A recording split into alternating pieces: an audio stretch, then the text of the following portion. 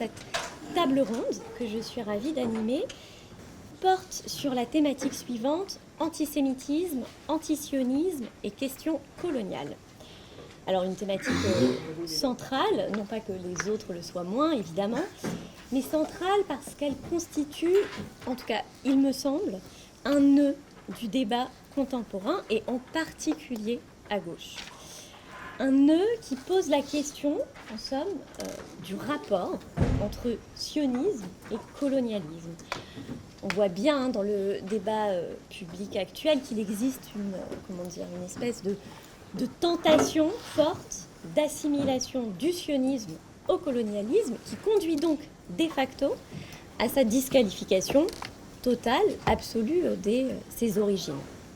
Parce que forcément, si le sionisme est un colonialisme, alors il est l'ennemi. Et donc la difficulté réside alors dans le fait de faire comprendre ce qu'est le sionisme, ce que représente ce projet politique pour l'ensemble des Juifs du monde, et ce que signifierait la fin du sionisme pour eux, tout en faisant face à la politique coloniale actuelle du gouvernement israélien, qu'on peut éventuellement percevoir comme une dérive du sionisme, une dérive, c'est-à-dire que ce n'est pas l'essence du sionisme, mais qui ne peut pas servir à disqualifier le projet initial, c'est-à-dire, je le rappelle, créer un État refuge pour les Juifs, pour les mettre à l'abri de l'antisémitisme. Voilà donc un peu les termes du débat qui va nous occuper cet après-midi et qui nous place, on le comprend d'emblée, dans une position peu confortable, parce qu'il faut tenir les deux bouts. Donc une position dont on va essayer de dessiner les contours avec nos 4 intervenants que je vais immédiatement présenter et que je vais présenter par ordre d'intervention. Alors Julien Chanet, à ma droite, vous êtes détenteur d'un master en sciences politiques. Vous avez été contributeur pendant un temps à la revue Ballast et depuis vous évoluez dans un environnement de gauche radicale avec pour moteur principal la nécessité de porter un regard critique sur votre propre famille politique. Donc on comprend aisément pourquoi la question de l'antisémitisme vous préoccupe un petit peu. Actuellement, vous êtes chargé de projet au sein d'une association bruxelloise et c'est donc à partir de là, sur le terrain, que vous observez et analysez les mécanismes de l'antisémitisme et de l'antisionisme dans le milieu associatif et militant. Vous publiez très prochainement aux éditions Crise et Critique un ouvrage intitulé « Le sujet de l'antisionisme à gauche ». Merci. Sylvaine Bull, vous travaillez sur les mouvements d'émancipation politique, vous êtes spécialiste de sociologie des conflits, votre terrain d'étude comprend les sociétés israéliennes et palestiniennes. Vous publiez prochainement Israël en réalité, avec un S, aux éditions au PUF. Vous travaillez également sur l'écologie et les mouvements collectifs environnementaux. Vous avez d'ailleurs publié récemment un article sur l'antisémitisme vert dans l'excellente revue K et vous co-animez ici un séminaire de recherche, sociologie et écologie. Denis Charbit, je me tourne vers vous. Vous êtes un chercheur franco-israélien, vous êtes spécialiste de l'histoire du sionisme et de ses mutations. Vous êtes professeur de sciences politiques à l'Université ouverte d'Israël et vous avez été également enseignant cette année sur le campus de Sciences Po à Menton. Vous êtes régulièrement sollicité par les médias français pour analyser le conflit israélo-palestinien. Vous venez de publier Israël, l'impossible état normal aux éditions Kalman Levy dans la nouvelle collection Diaspora. Et donc la transition est toute trouvée pour vous présenter Emmanuel Lévin, puisque vous dirigez cette collection Diaspora aux éditions Kalman Levy, et bien sûr vous co-organisez ce colloque. En dehors de vos activités éditoriales, vous êtes chercheur postdoctoral, boursier de la Fondation pour la mémoire de la Shoah. Vous traduisez la philosophie latino-américaine, vous êtes spécialiste de la pensée décoloniale. Et donc nous avons hâte de vous écouter tous. Nous allons immédiatement démarrer cette table ronde. Alors on l'a compris ici, chacun abordera depuis son propre terrain d'étude, depuis ses propres champs de compétences, la façon dont s'articule antisémitisme et antisionisme et de quelle manière la question coloniale vient percuter ce tandem-là. Alors je rappelle simplement le déroulé de la séance. Vous avez tous environ entre 15 et 20 minutes pour une prise de parole assez libre que je vais essayer de conduire au mieux et ça nous laissera un temps d'échange avec la salle en fin d'intervention. Alors on va démarrer tout de suite avec vous, Julien Chanet. Donc, Le premier point sur lequel on aimerait vous entendre, c'est la question de la définition des termes sionisme et antisionisme, et peut-être plus particulièrement la question de l'usage de ces termes, puisqu'on le sait, ils sont extrêmement polysémiques. Sionisme peut même être utilisé comme une insulte, antisionisme peut qualifier la politique de l'État d'Israël, etc. Donc comment est-ce que vous pouvez nous exposer les différents usages de ces termes au sein des mouvements militants de gauche radicale?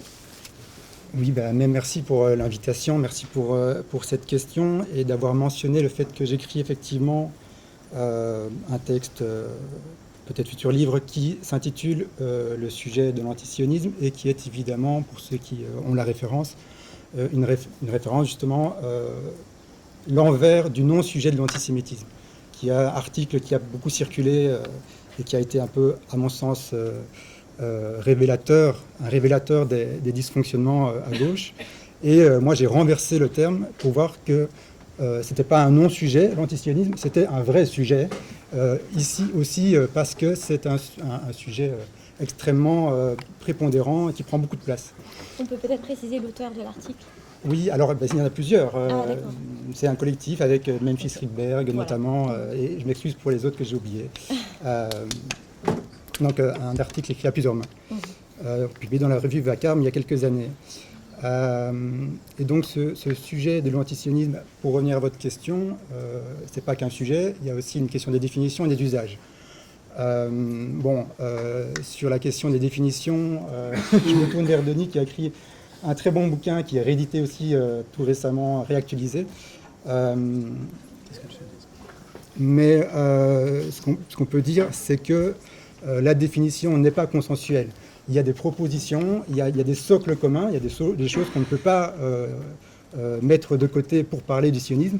Après, il y aura beaucoup de différences entre votre livre, celui de Laqueur, par exemple, ou chez Georges Bensoussan, qui a fait aussi toute une étude philosophique et historique sur les implications du sionisme jusqu'en 1940, etc.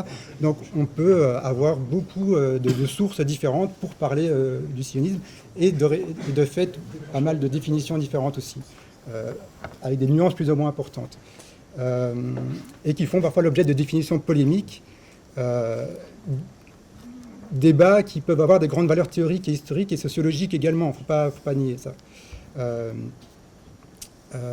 Après, il y a aussi la manière dont on va envisager l'attitude, l'éthos sioniste ou l'éthos antisioniste. Donc on va se demander, il y a des articles qui vont se demander comment être sioniste, peut-on être antisioniste quand on est juif, quand on est en Israël, etc. Donc voilà, beaucoup de déclinaisons possibles. Maintenant, les usages, ils peuvent être intéressants. Alors, je vais être un petit peu schématique, mais c'est pour faciliter mon propos. Entre deux catégorisations, une catégorisation historique et une catégorisation sociale ou politique. Je dis sociale, comme on dit le mouvement social, qui est intrinsèquement politique. Donc, une avancée historique, on peut se douter que la critique du sionisme peut être une remise en cause du roman national établi, pour avoir un véritable récit historique, prenant en compte toute la complexité, les points de vue des différentes parties. Quelque chose qui a pu, au début, en tout cas de l'histoire d'Israël, être mis sous le tapis. Et donc les nouveaux historiens israéliens, notamment, mais pas que, même si ça regroupe pas mal de mondes différents, mais ont pu rétablir une véridiction historique, une vérité historique. De même, dans l'histoire palestinienne, aura un autre regard sur la question du sionisme. Il faut arriver à jumeler, à faire coïncider ces récits communs, comme dit Yoav Gelber dans 1948. Lui-même va mettre en avant, par exemple, les travaux de Rachid Khalidi, qui est antisioniste, il n'y a aucun doute là-dessus, mais qui met en avant aussi une histoire critique du mouvement palestinien. Et c'est ça dont il regrette la perte de ce récit commun et des autocritiques des récits historiques. Donc ça, c'est une avancée dans l'historicité, donc le fait de pouvoir avoir un regard critique. Une régression maintenant, c'est la disparition de l'autre. C'est le fait que l'autre n'existe pas, qu'on va se dire qu'il n'y a que la prise en compte des asymétries et que l'asymétrie est le tout. plutôt que la complexité de nouveau du récit historique. Et généralement, ça s'accompagne de déclarations plus ou moins xénophobes et la difficulté de prendre dans la pleine considération le récit de l'autre. Maintenant, une avancée sociale ou politique, ce serait que la prise en compte des critiques du sionisme sont des appels à la paix. Je m'explique, des actions, par exemple, peut-être pas forcément à la paix, mais en tout cas à la collaboration judéo-arabe, palestinien, israélien. On a les actions de Standing Together, on a même à un niveau très politique le plan Olmert-Al-Qaïda, qui peut être une forme de remise en récit politique du sionisme et de la souveraineté, du nationalisme palestinien, et qui font primer la souveraineté palestinienne par la construction de facto d'un État palestinien, plutôt que de la primauté donnée à l'opposition à Israël, par exemple. Et la même chose du côté sioniste, bien sûr. Et donc ça permet de sortir d'une mentalité obsidionale et victimaire, disons, mais qui ne nie pas l'agentivité des parties prenantes. Et je me repose aussi sur ce que Denis a dit il y a quelque temps, arrêter d'être pro-ceci ou pro-cela et être pro-paix. Je dirais, pour paraphraser Aaron, même si bon, une paix belliqueuse, disons, parce que ce ne sera pas parfait, surtout vu les événements actuels. Et une régression sociale, c'est les régressions justement sur les questions de la paix, les questions du campisme que Sylvain a aussi pas mal analysé. Et on a pu remarquer avec la conjonction des événements militaires et guerriers de ces dernières années maintenant, un campisme pro-russe, par exemple, qui résonne par un défaitisme révolutionnaire, une espèce de romantisme léniniste, pour justifier sa désapprobation ou soutien militaire à l'Ukraine.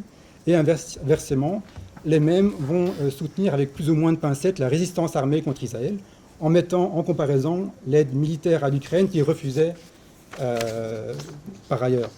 Donc on voit qu'on joue sur plusieurs tableaux. D'un côté, on va faire mine de critiquer, faire mine de soutenir le Hamas en disant « Regardez, on a donné des armes à l'Ukraine, pourquoi on n'en donne pas au Hamas ?» Mais nous ne soutiendrons bien entendu pas le Hamas. Bon. Un autre exemple aussi sur cette régression, on a vu voilà, l'émergence, ou en tout cas la médiatisation des guerrières de la paix. Je suis toujours sur le thème de la paix. Une intervention d'Eyal Sivan qui m'a pas mal interpellé par rapport au travail des guerrières de la paix, c'est qu'il disait à Bruxelles, tout récemment, en novembre 2024, contre le pacifisme béat qui dit « j'ai un ami israélien, j'ai un ami palestinien, mangerons du houmous », nous sommes, nous, des guerriers de la délégitimation d'Israël. Voilà. Ça, c'est les discours qu'on a. Donc, on a les guerrières de la paix qui font le travail qu'elles font. Et d'un autre côté, on a les guerriers de la délégitimation d'Israël. Donc, on voit que là, on est dans une régression politique assez importante. Et j'en terminerai par rapport à cette question-là. Quelque chose qui m'intéresse beaucoup et qui est là plus une question que je pose à mon camp ou à notre camp politique, c'est l'appropriation du terme sioniste comme étant quelque chose en fait, de délégitimé. Et parfois, ça se fait de manière presque inconsciente. Quand un camarade va, je ne citerai pas son nom, mais c'est un hommage, bien sûr, dans une émission de radio discuter avec un militant antisioniste, et que le présentateur, donc là je parle du présentateur, sans doute naïvement, prend la parole et dit, par rapport à une agression qui est décrite, une agression antisémite qui est décrite, c'est antisémite parce que la personne agressée a été identifiée en tant que juif et pas forcément en tant que sioniste. On peut se demander qu'est-ce qu'on veut dire là derrière, parce que il aurait été identifié en tant que sioniste, il méritait d'être passé à tabac. Je ne pense pas que le présentateur ait voulu dire ça. Néanmoins, c'est ancré, quoi. Et une variante de ça, c'est Irsila Soudé, dans un tweet récent aussi, août 2024. On ne remercie pas celles et ceux qui contribuent à amalgamer juifs et israéliens. Là, par les israéliens, on peut passer par sionistes, c'est la même chose. Contribuant à placer une cible dans le dos de nos concitoyens juifs. Donc le fait d'assimiler Israéliens et Juifs contribue à placer une cible dans le dos des concitoyens juifs. Bon, vous voyez qu'il faut démêler ça absolument, et j'approfondirai peut-être plus tard. Alors, dans le prolongement de ce que vous nous avez exposé là, est-ce que vous pourriez, puisque vous avez une connaissance intime du terrain associatif, militant, nous parler un petit peu de ce qu'on pourrait appeler une culture antisioniste? Il y avait une sorte d'héritage culturel à ce niveau-là. Oui, moi je parle parfois d'évidence antisioniste, d'autres. Ça fait plus ou moins lien aussi avec ce que Abraham de Swan a parlé d'enthousiasme anti-israélien. J'ai mis le terme hostilité qui a été évoqué par rapport à l'antisémitisme.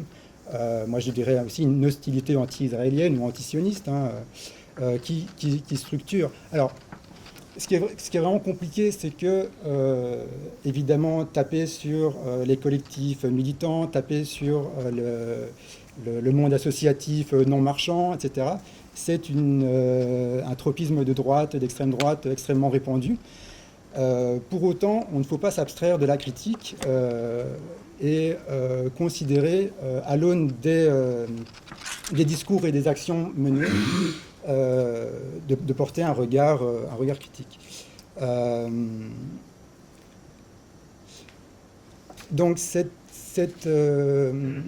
évidence antisioniste qu'on pourrait dire aussi, on pourrait aussi la rapprocher. Et je fais le parallèle avec la question antisémite, une vision du monde, c'est une vision du monde aussi. On utilise beaucoup cette expression vision du monde pour l'antisémitisme. À mon sens, on peut aussi l'utiliser avec toutes les précautions nécessaires et les méthodologies nécessaires comme faisant partie de l'antisionisme, du militantisme antisioniste. Après, sur votre question sur la connaissance intime du terrain, oui, on pourrait se demander avec quels outils analyser ça.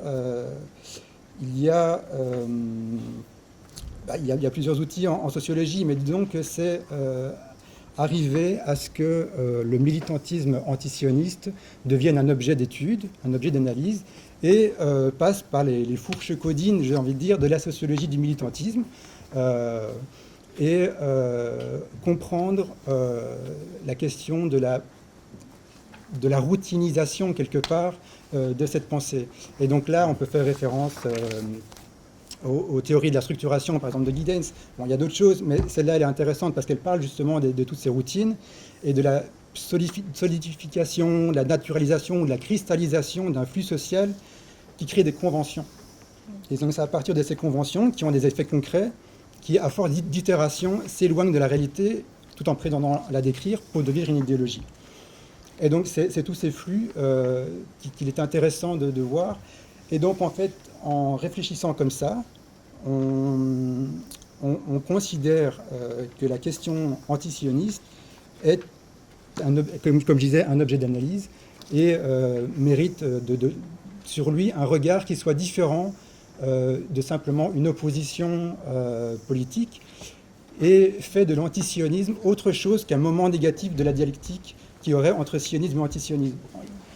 Le sionisme serait la thèse, l'antisionisme serait l'antithèse. Évidemment, ça existe. Évidemment, il y a quelque chose de cet ordre-là. Mais en prenant l'antisionisme et le militantisme antisionisme pour ce qu'il est concrètement sur le terrain, ce n'est pas seulement une opposition, c'est quelque chose qui a ses dynamiques propres. Alors justement, si ce n'est pas seulement une opposition, à votre avis, comment est-ce qu'on peut lutter justement quelle est notre marge de manœuvre? Où est-ce qu'on peut lutter? Alors il faut lutter dans la théorie, c'est important. Et après, lutter sur le terrain passe notamment par ce que je viens de dire, par une plus grande méthodologie, une plus grande capacité analytique de ce phénomène. c'est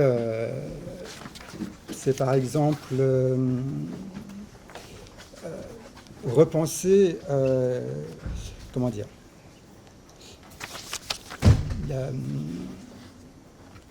distinguer les problèmes qui sont liés à l'antisémitisme, les distinguer de l'antisionisme. Donc ça, c'est une première chose. Et sur le terrain, c'est arriver à être plus fin, prendre plus en considération la complexité du terrain. Je m'explique, c'est un peu confus. Il y a trop souvent, et c'est une manière de lutter pour moi en tout cas, une assimilation de certains propos antisionistes à de l'antisémitisme. Pour autant, il faut aller plus loin et voir que des associations ou des collectifs, disons, peuvent faire les deux. Et c'est ça qui est très particulier. Donc des associations antisionistes / antisémites peuvent, selon les publics et aussi selon les événements, les actions en cours, switcher de l'un à l'autre. Moi, j'ai l'exemple, par exemple, de Bruxelles Panthère, qui est plus ou moins l'équivalent du Parti des Indigènes Républiques, de QG décolonial. Ils font des choses ensemble. Voilà, ils sont très copains.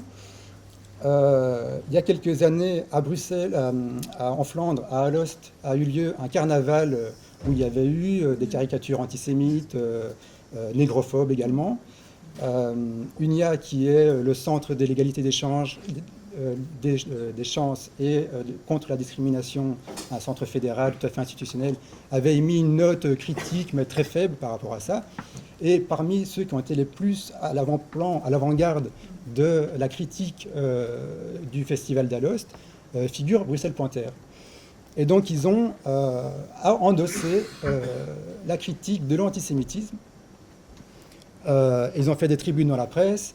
Et dans un milieu associatif plus large qui a peu connaissance de ces enjeux antisionistes, antisémites, etc., Bruxelles Panthère devient une forme de référence pour cette question. Par ailleurs, sur leur site, c'est complètement délirant. Vous avez du Latuf, vous avez des textes complètement antisémites, etc. Donc, antisioniste, antisémite, enfin, ils jouent toujours sur le double jeu, quoi. Mais l'attention et la lutte qu'il faut porter, c'est une lutte de pédagogique, j'ai envie de dire, au sein du monde associatif et collectif militant. Mais dire ça, c'est un peu réinventer l'eau chaude, j'ai envie de dire. Mais déjà, le fait d'avoir distingué et d'avoir une meilleure connaissance, j'ai envie de dire, sociologique de ces collectifs, permet de ne pas se laisser prendre et d'être beaucoup plus attentif au fait qu'un collectif dit antiraciste va avoir des actions antiracistes, y compris envers l'antisémitisme, alors que leur antisionisme antisémite va être très visible par ailleurs. Donc c'est revenir à cette complexité-là qui est important. Merci beaucoup. Merci Julien Chanet pour ces éclairages. Alors, je me tourne à présent vers vous, Sylvaine Bull. Comment est-ce que c'est aujourd'hui d'enseigner la sociologie quand on travaille sur les sociétés israéliennes et palestiniennes ?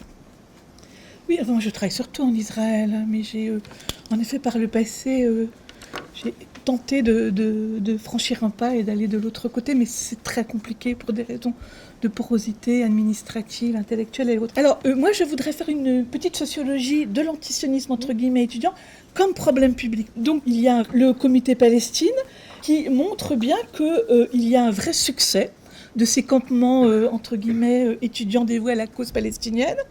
Et d'abord, moi, ce qui me frappe, c'est que on sait bien que l'antisionisme, entre guillemets, n'a pas démarré le 7 octobre. Nous qui travaillons depuis 20 ans sur cette question, on sait que c'est quand même très processuel.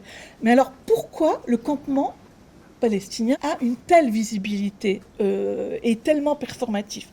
Il y a plusieurs raisons pour essayer de dresser un tableau donc, de cette catégorie campement et antisionisme. D'abord, il me semble que les étudiants et les étudiantes cherchent dans les campements à perforer l'espace public, à sensibiliser l'opinion publique à la guerre de Gaza inacceptable. les étudiants et les étudiantes se politisent, on connaît bien ça dans la science politique, par imprégnation de la cause palestinienne.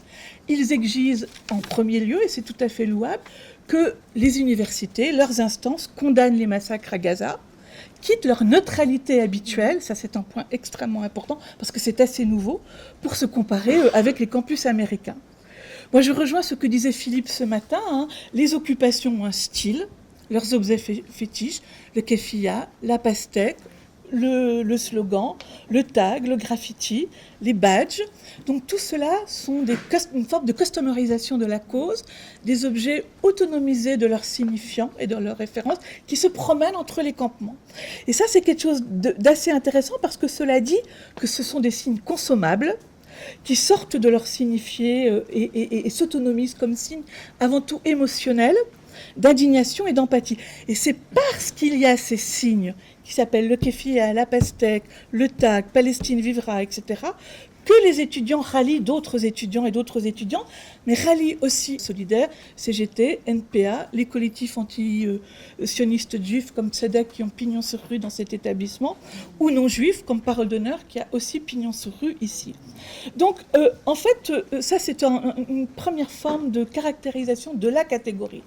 La deuxième chose qui est peut-être plus positif, c'est de dire que, jusqu'à un certain point, dans le campement, ici, et ça a été le cas de celui de Sciences Po, il y a véritablement une exigence de démocratie directe dans la démocratie universitaire.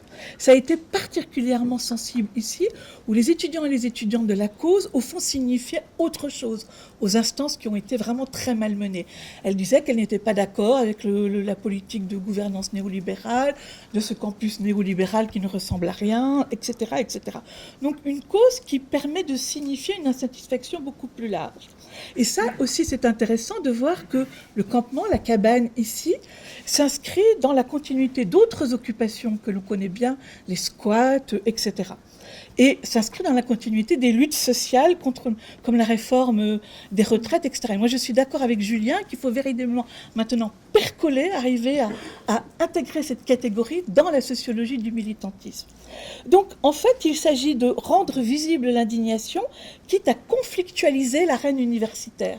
Et la conflictualiser très fortement sur la base de l'affrontement avec les instances universitaires, en les sommant de prendre position pour Gaza, contre l'apartheid, etc. Le problème est que cette nouvelle néo-post-démocratie universitaire s'effectue sans discussion avec ceux et celles qui sont désignés non pas comme des adversaires, mais comme des ennemis. C'est notre cas. C'est-à-dire les militants pour la paix, les chercheurs qui essayent de conjuguer les points de vue, les représentants des instances universitaires qui sont désignés comme des ennemis. Cela veut dire que le campement ici, et d'autres, encore une fois, sont des espaces contre-hégémoniques, qui s'ancrent dans une tradition de l'antagonisme politique et non plus du pluralisme agnostique. Pour moi, il me semble que ce sont des espaces émotionnels qui permettent aux étudiants de problématiser une actualité politique, de s'en imprégner pour en faire une cause, en hybridant différents objets, race, genre, capitalisme. Alors il nomme ce que moi j'appelle une élasticité, l'intersectionnalité, qui pour moi est un terme qui est utilisé à tort, parce que ce n'est pas véritablement ça, sociologiquement, épistémologiquement, l'intersectionnalité. On y reviendra peut-être. Mais en tout cas, ça permet de réunir les étudiants de toutes les mentions, études politiques, écologie, race, genre, toutes les aires culturelles, qui se reconnaissent dans le problème palestinien. J'en viens en deux mots puisque nous sommes sociologues et que moi je tiens beaucoup aux opérations de la sociologie, les opérations que l'on fait comme sociologue, il y a, me semble-t-il, toujours pour rester sur la catégorisation, je viendrai plus tard sur ce qui se dit dans les campements, il y a ce que j'appelle une politique de cancelisation d'Israël, ou d'effacement d'Israël, qui arrive avec un double mouvement, avec une double opération de la part des étudiants. D'abord, ce que j'appelle, Philippe a parlé de verticalisation, moi je préfère le terme d'endogénéisation des critiques. La critique verte, la critique raciale, la critique coloniale, etc., qui travaillent en silo. C'est pour ça qu'il n'y a pas d'intersectionnalité. Elles convergent. Elle convoque toute une série de références, ça a été dit ce matin avec la théorie critique, donc la théorie critique, le marxisme, le décolonisme, etc. Mais ces références ne s'articulent pas, elles convergent vers une seule source d'indignation et un ordre unique de grandeur qui n'est pas commensurable, contrairement à ce que fait la sociologie, qui est l'oppression israélienne et toutes ces formes criminelles que l'on connaît. Et moi, je note que dans les discussions, par exemple dans le campement, dans les séminaires mention études politiques où j'interviens, les étudiants qui sont très sensibilisés, qui connaissent tout d'Israël, qui connaissent tout de la Palestine, évidemment ne connaissent rien et n'ont aucune connaissance historique, mais ça, on le sait, aucune connaissance scientifique, et ils ne parlent jamais de la grounded theory, hein, du bas ou de la théorie ancrée sur le terrain. Et en fait, ils alignent leur indignation sur des concepts index. Alors, Philippe, lui, parle d'analogie. Moi, je préfère le mot de concept index, justement parce que ça permet d'indexer toutes les causes. Et ça permet de focaliser l'attention sur ce quoi, ou sur le point vers lequel ils veulent aller, c'est-à-dire l'impérialisme, l'apartheid, etc. Et de mon point de vue, c'est cette endogénéisation des critiques qui fait qu'il y a une politique de cancelisation désormais. C'est ça qu'il faut comprendre. On travaille en silo, ça nous permet d'effacer tout Israël dans ses différents signifiants. Ça, c'est le deuxième mouvement que font les étudiants. Par exemple, pour intervenir dans la mention et avoir été extrêmement malmenés, nous n'avons plus le droit en tant qu'enseignant, de prononcer le mot Israël dans certaines mentions. Les étudiants se trouvent proches, je reprends l'expression de Salima, qui m'avait soufflé cette expression, proche de la décompensation psychique, quand on parle d'Israël, alors que c'est notre métier. Hein, alors, il faut utiliser le mot Jérusalem, ou l'antitétionnisme, et ça on le savait, sauf que désormais, les enseignants et les étudiants doivent utiliser le mot l'antitétionnisme. Alors, même la blancheur, la ligne de couleur juive israélienne n'a plus de sens. Désormais, moi j'en ai fait l'expérience à 2 reprises, lorsque l'on évoque par exemple la diversité de la société israélienne en parlant des Mizrahim ou le fait qu'il y a une diversité, on nous dit vous faites du coloring washing. C'est faux. Vous n'avez pas le droit de parler à la place des Mizrahim, etc. Enfin, nous avons des exemples à l'envi. Donc, ce qui est en jeu, selon moi, c'est le 3e mouvement, à partir de cette politique de cancelisation, c'est bien une politique d'intimidation scientifique. Il n'y a plus d'opération de liminarité que doivent faire les historiens et les sociologues. Il n'y a plus de périmètre historique, il n'y a plus de temporalité. Il y a une seule accusation et il y a l'idée que nous serions des idéologues, alors que nous faisons précisément très attention au découpage des tâches. Donc je parle d'une politique d'effacement d'Israël par disqualification. Les étudiants en ce sens-là suivent toute la critique militante des réseaux sociaux et autres. Ils ne qualifient pas sociologiquement, ils catégorisent pour disqualifier. Si bien qu'ils ratent l'étape cruciale de la sociologie, qui est la qualification.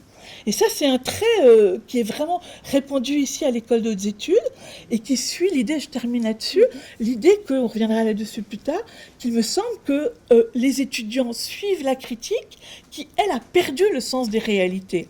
Elle travaille par dépolitisation, contrairement à ce que l'on pourrait penser. Elle ne politise pas, elle dépolitise. Elle dématérialise parce qu'elle n'a pas le sens des réalités. Et la dernière chose, c'est que les étudiants dans ces 3 mouvements en pratique un autre qui recouvre tout ce que j'ai cité, c'est ce que j'appelle l'empathie à distance. Ils jugent, parce qu'ils sont quand même dans le jugement, ils souffrent à distance, ils ont une empathie à distance, c'est-à-dire qu'ils ont forcément une analyse pauvre en contenu et en référence, puisqu'elle est faite d'un point de vue extrêmement extérieur. Voilà. Et donc, donc il y a une montée en généralité très hâtive des étudiants. Donc voilà, c'est 2 mouvements ou 3 mouvements que je voudrais signaler dans un premier temps. Indignation, endogénéisation, cancelisation, intimidation, disqualification. Ça en fait 4. Et moi, j'appelle ça un antisionisme de la cabane, un antisionisme de salon, un antisionisme extrêmement, de plus en plus prégnant. Et il est très, très difficile de trouver les mots en tant qu'enseignant pour ensuite pouvoir déconstruire, dégonfler tout cela.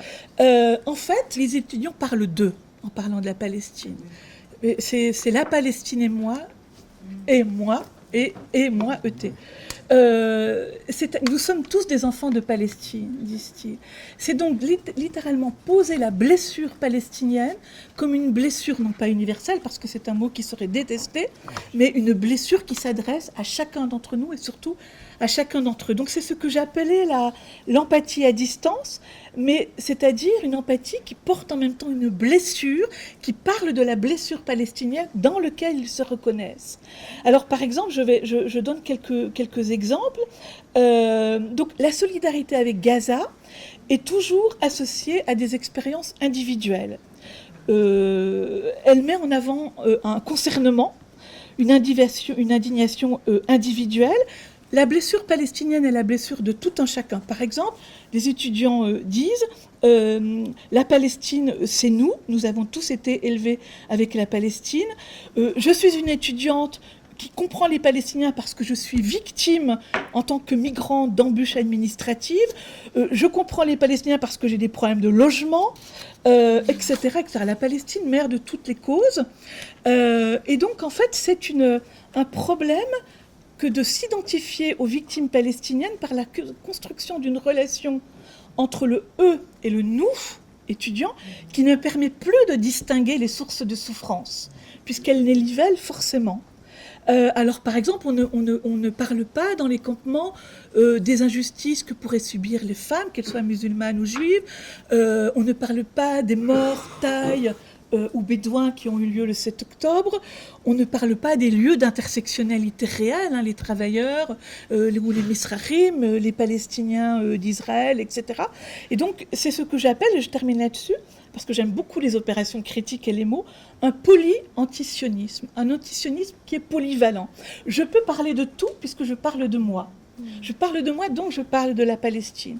Et donc le problème, c'est qu'on efface précisément l'intersectionnalité, le fait qu'on pourrait prendre des injustices sociales autres, celles des Arméniens, celles des Palestiniens de Jérusalem, celles des Orientaux, et on ne prend pas en compte toutes les micro-formes politiques qui existent, qui essayent de tisser dans le tissu social extrêmement divisé d'Israël et aussi de Palestine. Et on ne parle pas des nouvelles normes qui peuvent s'ériger, le féminisme musulman, le féminisme juif, les jeunes orthodoxes dans les yeshivot qui essayent de sortir, toutes les forces de la multitude, les forces démocratiques. Voilà, et je termine là-dessus. Il y a un collègue sociologue israélien qui me dit toujours, en Israël, il n'y a que de la sociologie. Et c'est tout à fait juste. Voilà. Merci Sylvaine. Il serait peut-être bon, mais j'adresse déjà une question à laquelle Sylvaine répondra sans doute ensuite.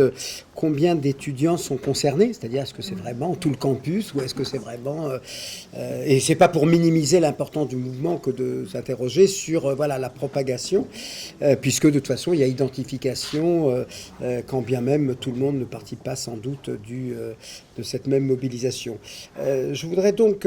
alors, effectivement, peut-être en m'appuyant sur cette expérience que j'ai eue à 2 reprises, donc février, mars, avril 2024 et septembre, octobre, novembre 2024, donc 2 semestres au campus en ce moment où j'ai enseigné le conflit israélo-palestinien, quand bien même je suis israélien. J'ai enseigné un cours sur la société et le système politique israélien. Et je voudrais peut-être, pour être dans la continuité du titre de notre panel, essayer de vous faire part un petit peu de ce que, comment ils se sont posés et comment je leur ai posé justement cette réflexion sur antisionisme et antisémitisme. Voilà, puisque c'était quand même, je dirais, on le sait bien, c'est là où le bas blesse, c'est un peu, je dirais, le tendon d'Achille de ce mouvement qui se considère de manière très positive, mais qui sait être mis en cause autour de ce possible dérapage entre antisionisme et antisémitisme. Alors, si je rassemble un petit peu les opinions, je vais vous donner un petit peu la doxa et le dialogue qui s'est échangé, parce qu'il y a eu quand même dialogue. Alors, bien entendu, la distinction fondamentale, c'est que l'antisionisme est une opinion légitime, puisqu'elle vient critiquer une institution politique, un régime politique, et donc il n'y a pas de raison, si on a le droit de critiquer toutes les religions, pourquoi, y compris l'islam, pourquoi on n'aurait pas le droit de critiquer également l'État d'Israël et un mouvement politique qui s'appelle le sionisme, alors que, bien entendu, l'antisémitisme ne relève pas de cette même problématique, puisque c'est une opinion qui n'est pas légitime, puisqu'elle vient à essentialiser, à condamner, à tenir responsables les Juifs pour tous les maux de la terre. Et donc, bien entendu, qu'entre antisionisme et antisémitisme, il n'y a pas simplement une différence de degré, mais une différence de nature. Ça, c'est une première chose. Le deuxième type d'argument que j'ai pu collecter, c'est l'antisionisme s'en prend à des puissants, là où l'antisémitisme s'en prend, lui, à une population qui est nécessairement minoritaire, même si elle peut être influente, mais en tout cas elle est minoritaire et donc plus exposée à l'hégémonie de la majorité. Et puis l'antisionisme s'en prend également aux seuls juifs en Israël, qui s'identifient à l'État, à son régime, à ses pratiques, etc. Là où l'antisémitisme est global, il est transfrontière, on n'aime pas plus les juifs en Russie qu'on les aime ici, et donc de ce point de vue-là, on ne peut pas mettre là aussi sur le même plan antisionisme et antisémitisme. Et puis, alors, autre argument sur lequel j'ai déjà pas mal glosé dans le passé, là où il est difficile, on a pu le catégoriser, mais enfin, là où il est plus difficile de parler d'un antisémitisme juif, en revanche, l'antisionisme est d'abord apparu sur la scène de l'histoire comme un antisionisme juif, c'est-à-dire, alors que ce soit pour des raisons marxistes, enfin pour la Révolution, ou que ce soit pour des raisons religieuses, on attend que Dieu intervienne et ramène le peuple juif sur la terre, mais en tout cas, c'est pas aux Juifs de décider de le faire, et en ce sens, le sionisme est une hérésie. Et puis voilà, dernier argument, pour pas être trop, même si je ne serai pas exhaustif, mais en tout cas un dernier argument, c'est bien entendu que là où l'antisémitisme est racial, il n'y a rien dans l'antisionisme de racial, et encore une fois de plus, on n'en veut pas particulièrement aux Juifs de la diaspora. Donc voilà un petit peu ce que j'ai pu entendre, collecter dans un débat qui a eu lieu donc autour de cela. Et voilà, et le défi, c'était alors, quels sont à partir de ces arguments-là, qui sont, je dirais, d'une certaine manière audibles, ils ne sont pas complètement absurdes, ils ne sont pas complètement détachés de toute logique et de toute rationalité. Comment les exposer, je dirais, à la question de l'antisémitisme. Alors, je dirais que la première chose,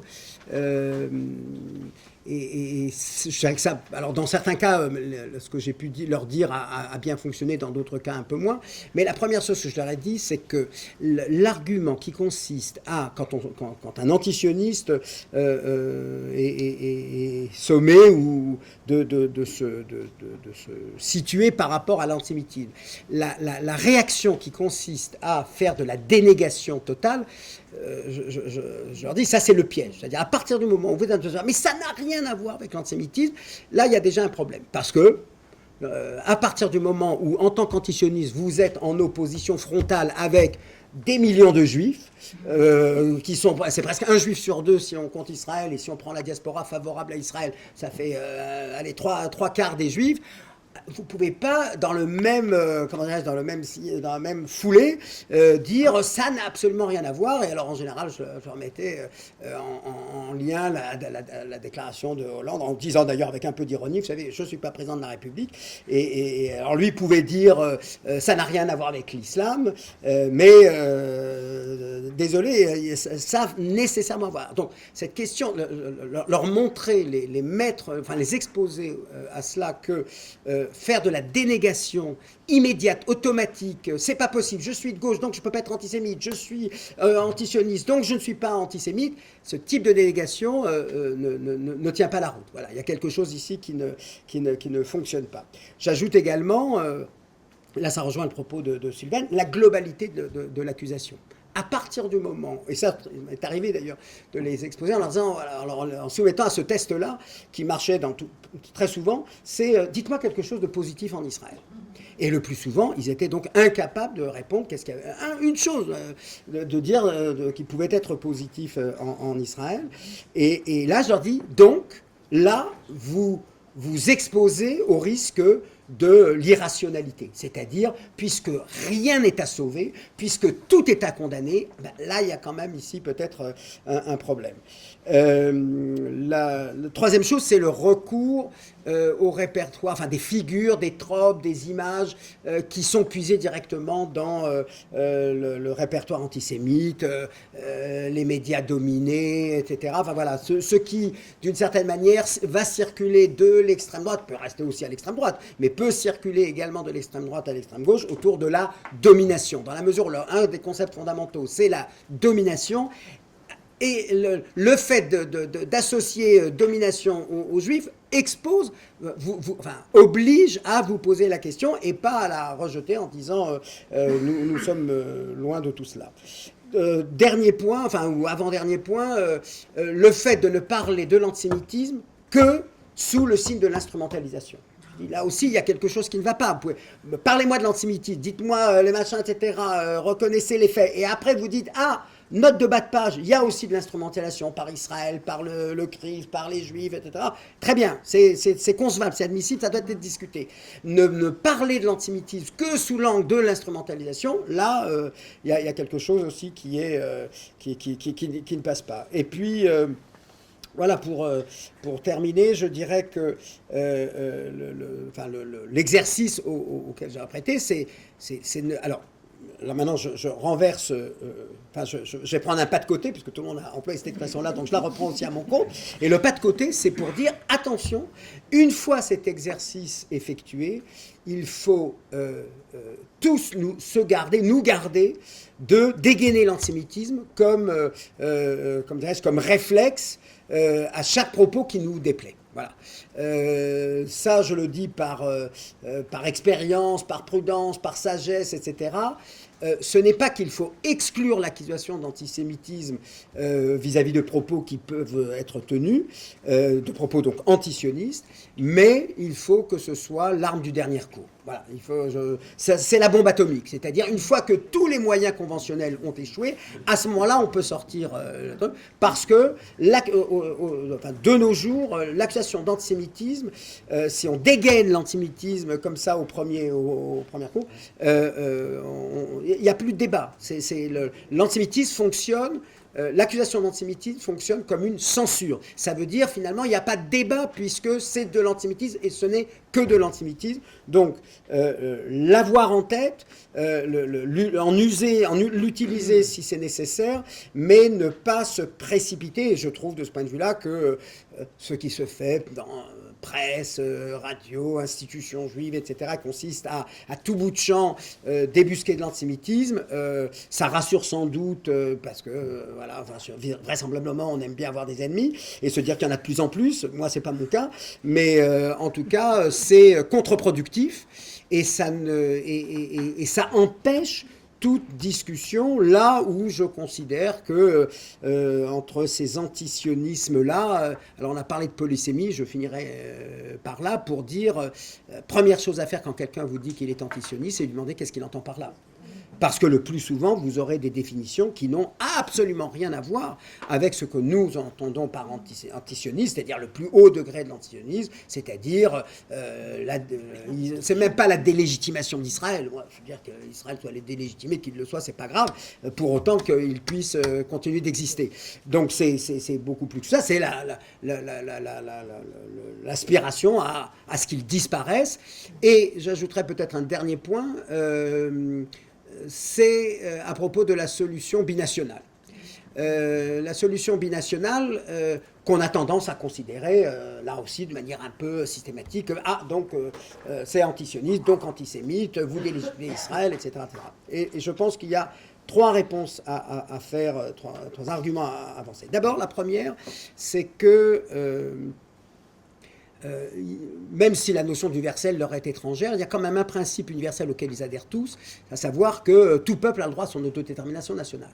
Et je leur dis, par votre antisionisme, eh bien, d'une certaine manière, vous considérez que tous les peuples ont droit à l'autodétermination nationale, sauf le peuple juif. Ce statut d'exception vous devez le mettre en rapport avec quelque chose qu'on appelle l'antisémitisme. Ça, c'est le premier point. Le deuxième point, ça, c'est ce qui les a énervés le plus, c'était de leur dire quiconque est pour un État binational est sioniste. Parce que binational veut bien dire qu'il y a deux nations. Et donc, quiconque est partisan d'un État binational est obligé d'accepter, finalement, est beaucoup plus sioniste que ce que l'on croit, et ça, bien entendu, ça les irritait, parce qu'ils ne veulent surtout pas entendre... voilà. Et d'où, d'ailleurs, de ce point de vue-là, j'en parlais tout à l'heure, ce qui s'est passé à Columbia cette année, Free Palestine for the World to the Sea, au moins c'était clair, on n'est plus pour un État binational, on est... voilà, non seulement pour l'éradication d'Israël, mais pour la disparition même des Juifs, dont on ne nous disait même pas s'ils bénéficieraient d'un statut de minorité nationale ou autre, ou confessionnelle, que sais-je encore. Et puis le dernier point, alors ça c'est, je dirais, c'est les limites de mon propre sionisme, c'est-à-dire je ne considère pas que le sionisme est l'horizon indépassable de notre temps pour les Juifs. Voilà, je ne dis pas que je suis pour quelque chose d'autre, j'ai aucune idée sur l'avenir, mais voilà, c'est une solution politique, historique, qu'elle tienne le plus longtemps possible, il n'y a aucun problème, mais c'est pas le nec plus ultra de la condition juive, même si je l'assume et j'en suis voilà, très heureux. Pas toujours, mais enfin, voilà, dans la souffrance, mais enfin, bon. Mais tout ça pour dire que c'est justement pour favoriser un type de réconciliation. C'est-à-dire que moi, je n'entends pas exclure la solution à un seul État, mais à condition de ne pas sauter l'étape des deux États. D'abord parce que je ne vois pas pourquoi les Palestiniens seraient privés, eux aussi, de leur État-nation. Je veux dire, je trouve qu'il y a quelque chose de très prétentieux à leur dire non, il faut que ça soit mêlé avec les Juifs, etc. Ça, c'est le premier point. Et puis, le deuxième point, c'est de faire cette distinction à laquelle je tiens beaucoup entre la recommandation et l'injonction. Quelqu'un qui vient me dire, écoutez, regardez le bordel qu'il y a au Moyen-Orient, etc. Ce serait tellement mieux si vous décidiez de mettre en commun vos ressources, un petit territoire. Il y a plein de raisons qui justifient que vous viviez ensemble. À titre de la recommandation, je ne vois pas pourquoi j'aurais besoin de qualifier cette position-là et d'antisioniste, et à plus forte raison d'antisioniste. Et d'antisémite, voilà. En revanche, et c'est là où on peut, là, encore une fois, j'entends pas toute personne qui se déclare antisioniste, j'entends pas j'entends problématiser ce qu'il entend par là. Et pourquoi je dis ça? Parce que, en revanche, si c'est de l'injonction, c'est-à-dire c'est un État binational ou rien, alors là, effectivement, on retombe dans cette histoire de statut d'exception. Seuls les Juifs n'auraient pas le droit, y compris d'ailleurs les Palestiniens, puisque aussi n'auraient pas leur État-nation. Et donc, à cet égard, voilà comment on peut reposer la question du lien entre antisionisme et antisémitisme. Moi, ça fait déjà plusieurs années, j'ai pas dit qu'il y avait identité, je refuse le discours de antisionisme égale antisémitisme. Donc c'est plus subtil, c'est plus nuancé, et je parle donc de convergence, et en faisant cela, j'appelle tous ceux qui se déclarent comme antisionistes à se poser chaque jour, à se poser tous les jours la question de est-ce que leur antisionisme ne débouche pas potentiellement sur un antisémitisme. Et je trouve cette expérience, enfin ce type d'expérience auquel que je leur suggère, beaucoup plus riche, beaucoup plus intéressante, et finalement qui peut aboutir à quelque chose de plus neuf que ce campisme-là dont on est tous d'accord qu'il faudrait en sortir. Merci Denis. Alors il nous reste uniquement 5 minutes pour aller sur un terrain un peu plus théorique. On connaît votre attrait pour la conciliation, votre volonté de poursuivre le dialogue malgré parfois des positions qui peuvent sembler antagonistes, et vous l'avez prouvé encore à l'instant. Et donc dans cet esprit, vous percevez une logique commune entre la lutte contre l'antisémitisme et la pensée décoloniale. Est-ce que vous pourriez nous expliquer ce lien? Oui, effectivement. Je trouve qu'il y a alors qu'on aurait plutôt tendance à penser que la lutte contre l'antisémitisme et la pensée décoloniale sont aux antipodes l'un de l'autre, je trouve qu'il y a, je discerne qu'il y a entre les deux un point commun. Et je voudrais exposer ce point commun qui serait susceptible de nourrir une pensée un peu plus féconde que celle qui consiste à les opposer l'une à l'autre. Qu'est-ce que c'est que la lutte contre l'antisémitisme? Le postulat, c'est l'idée de dire en France, puisque nous parlons de la France aujourd'hui, aujourd'hui, c'est l'idée de dire que c'est pas parce que les lois de Vichy ont été abolies en 1944 à la Libération que l'antisémitisme a disparu. Il en reste quelque chose, il en reste, on peut appeler ça un résidu, etc., mais il en reste un schème, un code culturel qui perdure malgré que officiellement il n'y a plus d'antisémitisme d'État, Vichy est mort, est enterré, et en dépit du fait qu'il soit mort et enterré, il en reste des résurgences qui ne tiennent pas d'ailleurs qu'à Vichy, qui tiennent à un passé plus lointain, plus profond, anti-judaïsme. On a évoqué ce matin les différentes manières de qualifier cette hostilité aux Juifs. Eh bien, d'une certaine manière, on pourrait, alors à propos d'analogie, on pourrait dire, finalement, c'est quoi la pensée décoloniale? Mais c'est la même chose, à ceci près que, bien sûr, c'est sur le champ un autre champ qui consiste à dire, c'est pas parce qu'il y a eu décolonisation, et il y a décolonisation, personne ne le conteste. La France n'est plus en Algérie, elle n'est plus au Maroc, en Tunisie, elle n'est plus en Afrique subsaharienne, etc. Et si elle est encore en Martinique, à Mayotte, etc., c'est après des référendums qui font que la population autochtone a confirmé le droit à la France de s'y maintenir, ou la demande que la France s'y maintienne. Eh bien, donc là, la pensée décoloniale consiste à dire, voilà, c'est pas parce qu'il y a eu décolonisation que le schème colonial a disparu. Voilà. Et donc, de ce point de vue-là, on pourrait établir une sorte de... voilà, puisqu'on parle d'intersectionnalité, intersectionnalité entre la lutte... J'exagère un peu, je mets des guillemets, entre la lutte antisémite et la lutte contre l'antisémitisme et la lutte... la pensée décoloniale, pour dire, voilà deux pensées critiques qui estiment que le fait que les législations aient disparu, que la présence militaire soit terminée, etc., ne tire pas totalement le rideau sur ce qu'il peut en rester, et donc ce serait un exercice où tout le monde, finalement, aurait à travailler contre ces deux tentations qui ont quand même, effectivement, été celles de l'Europe en général et de la France en particulier, 19e, 20e siècle, etc. Et qu'il y a du travail à faire, à la fois parce qu'il y a une population issue de la décolonisation et une population juive, ashkénaze ou séfarade ou orientale, qui est en France. Alors, comment dirais-je, je suis bien conscient qu'en disant cela, je n'ai fait que poser un socle, alors qu'en plus, je n'ai pas beaucoup de temps, donc ça tombe très bien, mais ce que je veux dire, c'est qu'à partir de cette prise de conscience-là, eh bien, au lieu d'être dans une sorte d'exclusion réciproque, on est ou l'un ou l'autre, on pourrait essayer de conjuguer l'un et l'autre. Et alors là, c'est vrai que je plaide pour quelque chose qui peut paraître par rapport aux ambitions françaises, que ce soit dans les milieux diplomatiques ou dans les milieux étudiants, c'est-à-dire avant d'aller voir ce qui se passe dans le monde, etc., travailler d'abord sur la société française et de mettre une sorte d'équivalence, ou en tout cas d'exposer ce travail-là qu'une société doit faire sur son passé antisémite. Et attention, je ne suis pas de ceux qui disent qu'on n'a pas fait. Ça, c'est une tarte à la crème qui me... on n'a pas pensé le colonialisme, on n'a pas pensé la décolonisation, etc. C'est tout ce qu'on est en train de faire depuis une décennie, voire plus.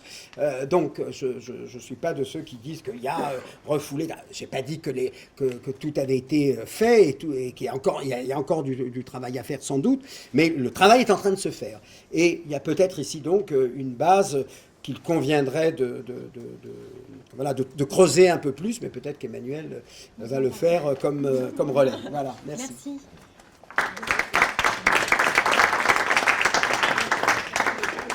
Moi, je suis spécialiste de la pensée latino-américaine, donc je vais surtout parler des pensées ou des études décoloniales latino-américaines, qui, donc, pour avoir une petite chronologie, on signe la naissance de ce courant plutôt d'abord en 1992. Pourquoi ? Parce que c'était les 500 ans de la découverte des Amériques. Et à l'origine, c'est surtout un moment de grandes manifestations, en fait, les premiers grands mouvements sociaux des populations indigènes, autochtones, ça dépend comment on peut les appeler, pour leurs droits, pour ce qu'on pourrait appeler des réparations, et aussi pour voilà, une prise en compte de leur histoire dans l'histoire occultée de leurs pays respectifs. C'était des luttes, on pourrait dire à la fois antiracistes, anti-impérialistes, anticapitalistes. Et dans le même temps, plus ou moins en 1992, un peu avant, un peu après, il y a un certain nombre de travaux d'un certain nombre d'auteurs dans un certain nombre de sciences sociales différentes, dans un certain nombre de pays différents en Amérique latine, qui ont travaillé sur cette question-là, sur cette question de la colonisation et du fait que 500 ans après, et on va dire 150 ans, ça dépend des pays, en tout cas beaucoup d'années après leur décolonisation, leurs indépendances, ils vivaient encore dans des régimes, voilà, de post-colonialisme, avec des restes, des structures très ancrées encore, héritées de cette époque-là coloniale. Voilà. Pour les études décoloniales, on parle plutôt de 1998, qui est le premier colloque du groupe qui s'est par la suite appelé Modernité-Colonialité. Donc modernité/colonialité. Après, ils ont mis un autre slash et décolonialité. Et donc pour les intimes, c'est MCD. Ce groupe Modernité-Colonialité, c'était voilà, les meilleurs des meilleurs dans leur disciplines respectives, qui avaient donc à l'époque la cinquantaine, soixantaine, donc il y avait déjà une grande carrière de chercheurs derrière eux, et qui se sont assemblés en étant philosophes, sociologues, historiens, anthropologues, voilà, sciences de l'éducation de manière très variée, avec plein de sources théoriques différentes, bon, le marxisme, mais la théorie critique, les théories post-coloniales, y compris voilà, aussi le post-structuralisme français, voilà, une sorte de synthèse des pensées critiques disponibles à l'époque. Il y a plusieurs distinctions à faire avec le post-colonial. On se demande toujours pourquoi on n'appelle pas ça post-colonial, on appelle ça décolonial. Bon, il y a différents discours qui émanent des décoloniaux eux-mêmes, de ces gens-là. La première chose à savoir, c'est que c'est pas une opposition, puisque c'est des gens qui sont venus après. C'est-à-dire qu'ils reprennent à leur compte une partie des travaux post-coloniaux, mais c'est une reprise critique. Ils disent, on va reprendre un certain nombre de choses des post-coloniaux, en gros les études des grands mouvements de colonisation, du colonialisme, de la structure du colonialisme, comment elle se met en place, mais avec des défauts. Par exemple, plutôt ce qu'on va appeler un culturalisme. En gros, il s'intéresse plutôt à ce qui est du culturel, du symbolique, pas assez du matérialisme, pas assez de l'économique. Voilà. Et une grosse différence de chronologie. C'est-à-dire que eux, ils s'intéressent à ce qui s'est passé après 1492, puisqu'ils viennent d'anciennes colonies portugaises, espagnoles, alors que les post-coloniaux sont plutôt des anciennes colonies britanniques et françaises. Donc c'est pas la même histoire, c'est pas la même chronologie. D'où on peut comprendre la spécificité de l'articulation au colonial. Ceux qui ont eu une décolonisation, une indépendance au cours du XXe siècle sont dans le post-colonial, et donc sont dans l'après, et sont en train d'étudier les restes, les traces de ce colonialisme, juste après, en fait. Alors que les décoloniaux ont beaucoup plus de recul. Ça fait 150 ans, 200 ans qu'il y aurait dû avoir ces indépendances et qu'ils voient encore des traces de dépendance économique, culturelle, épistémologique, économique, géopolitique, etc. Et donc il s'agit de prendre acte de cette permanence, de cette résistance, de ce qu'ils vont appeler la colonialité, ces traces-là qui restent. Et donc il va s'agir de déconstruire ce qui ne s'arrête pas juste avec le temps. C'est-à-dire qu'il va falloir une action théorique et politique pour le faire. Et alors, quand est-ce que c'est arrivé en France ? Ouais, bonne question aussi. Bon, je suis un piètre historien des idées et je n'ai pas encore fait ce grand travail là qu'il faudrait faire de manière beaucoup plus subtile. Il y a une date un peu arbitraire qui est 2005, qui est le parti. Le parti des indigènes de la République. Donc qui à l'époque s'appelle le MIR, donc Mouvement des indigènes de la République, qui signe une première déclaration. Et on trouve le terme décolonial à plusieurs reprises. Bon, c'est surtout un combat contre les inégalités raciales, c'est comme ça qu'eux le reprennent. Donc il y a vraiment ce primat de l'antiracisme qui est très très fort par rapport au décolonial latino-américain. Aussi très fort tout de suite l'enjeu de l'antisionisme. Le PIR lutte contre toutes les formes de domination impériale, coloniale et sioniste qui font de la suprématie blanche à l'échelle internationale. Et leur but est aussi immédiatement, un mouvement puis un parti, immédiatement politique. Le but c'est la conquête du pouvoir, on va dire ça comme ça, avec ce qu'ils appellent la constitution d'un gouvernement décolonial. Ce qui pour les latino-américains serait une contradiction, enfin, ce qui est très bizarre. Puisqu'on peut décoloniser des formes de gouvernement, mais on ne peut pas instaurer un gouvernement décolonial. À part un institut décolonial qui a été créé par Maduro, mais c'est encore une autre histoire. Voilà. Ou encore, on va se regrouper avec plein de groupes sur une base décoloniale. Bon. Ce qui est très important, c'est que ce soit en 2005, puis en 2010, c'est le congrès constitutif du PIR, où là, il parle de perspective décoloniale, de processus décolonial, de dynamique décoloniale. Il y a la marche décoloniale du 8 mai 2008 entre-temps. Donc, ce qui est très intéressant, c'est qu'ils ne définissent jamais ce qu'ils entendent par décolonial. Même, je les écoute souvent avec grand intérêt, et il n'y a jamais de définition de ce qu'ils entendent. Au mieux, il y a l'usage de décolonisation. Donc, par exemple, un parti indigène aura pour objectif fondamental d'organiser et de poursuivre la lutte pour la décolonisation et contre la perpétuation des inégalités raciales. Donc voilà, c'est là que je le situe. Ce qui est intéressant, c'est que il y a des... Je connais, peut-être que beaucoup de gens connaissent ici Ouria Boutelja, donc avec son livre Les Blancs, les Juifs et nous, vers une politique de l'amour révolutionnaire. On en parlera peut-être encore après. Mais il y a aussi avant le livre de Sadri Chiari, La contre-révolution coloniale en France, qui est très important parce qu'il théorise ce que c'est une race sociale, ce qui est très important pour leur pensée antiraciste politique.